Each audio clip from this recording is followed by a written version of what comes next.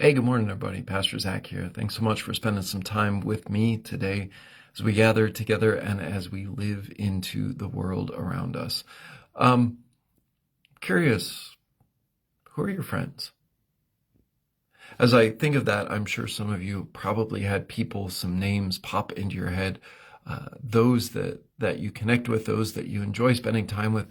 Hopefully, though, those are the same people that challenge you, that uplift you, that are there when you need someone to lean against.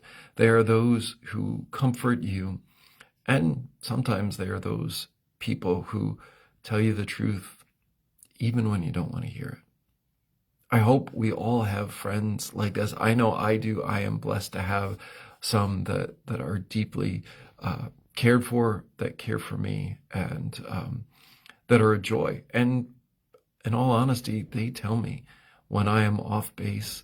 Um, and I think it's something important to have. We all need those people who um, invite us into that connection, but also humble us and remind us that we don't always know everything. We're not always going to get it right the first time, but they're the same people who are there to care for us and to remind us that we have support. And I often think of that because that is this connection point that I see, one of the many with my faith and with my understanding, with who Jesus is, someone that connects and enlivens, someone that is there to challenge, someone is there to uplift, someone who's there to humble me when I need it, and and it's really powerful to have that connection. It's really powerful to be in a community where we are here at Allegheny, where we have so many people who have differing understandings, and yet we have been able, not always easily, to share and to be in community, to be in worship.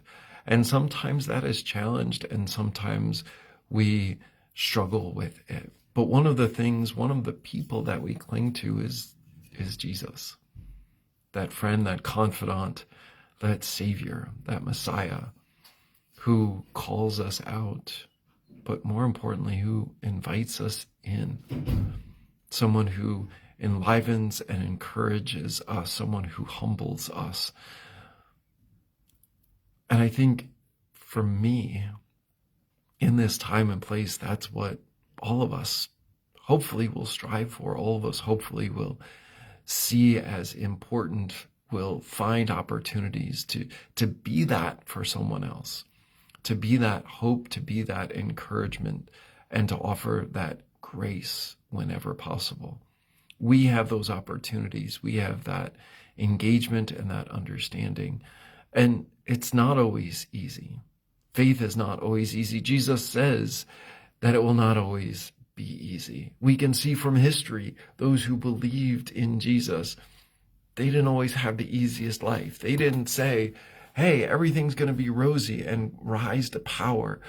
Those disciples had long, hard journeys. Many of them did not survive because of their faith is what caused their death. But they clung to it. They clung to Jesus. They clung to the faith.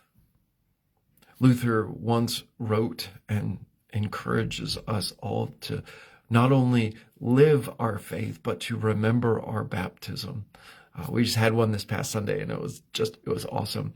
I was a little worried because that little baby was giving me the side eye the whole time, like, who are you? Not sure I really like you yet. But he was awesome. And so if you haven't looked at it yet, check out our service from Sunday, along with a whole bunch of awesome stuff with our scouts. And the music was just, whoo, yeah. But it's that baptismal promise that God welcomes us, God invites us, God shows us, and we finally go, oh yeah, I get it. God is here. Jesus is here to be in that deep relationship, that connection, that hope, that promise, that opportunity to be in community, to be honest, and to live that out.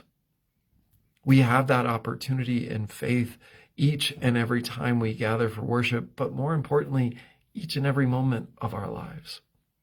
Whether it is in conversation with others, whether it is in prayer, whether it is doing the mundane things, or whether it is doing those during those times of struggle or those journeys that we face. We have this opportunity to see Jesus in a new light, maybe, as we conclude this season of Epiphany, this church season where, we have these grand ideas of who Jesus is, and that we start to move through this Sunday. We move to the Transfiguration, this mountaintop experience. So, little hint here. But then Jesus comes back down. Jesus comes back down the mountain into the world and reminds us that we are called to be in the world, not necessarily of the world.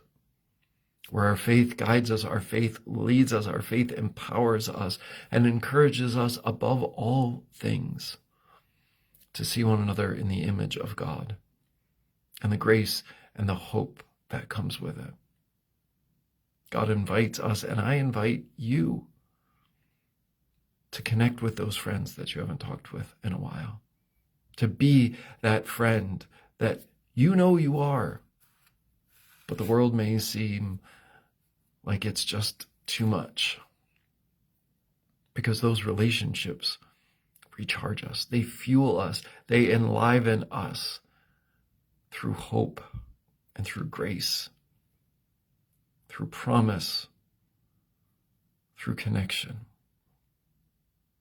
So I thank you for connecting with me today, for sharing your stories, for sharing those people in your life who are your friends, and for how you get to interact with them. So send them a text, call them, encourage them, live into that relationship today. Do it right now, whenever this finds you, so that you may engage and live and find new ways forward. I want to thank you all for spending some time with me today in this community as we seek to build and strengthen those relationships. I encourage you, share this with somebody. Even if you don't have time to interact with that friend much, share this. Say, hey, I was thinking about you because I saw this today. Reach out. Join us in worship. As I said, check out the worship from last week and share in this time. Join us this coming Sunday as we have our normal worship times at 8:30 and 10:30, both on site and online, and faith formation in between for all ages.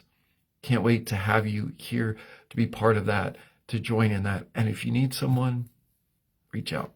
Let's spend some time together. Take care, everybody. God bless. Have a great week. We'll see you soon.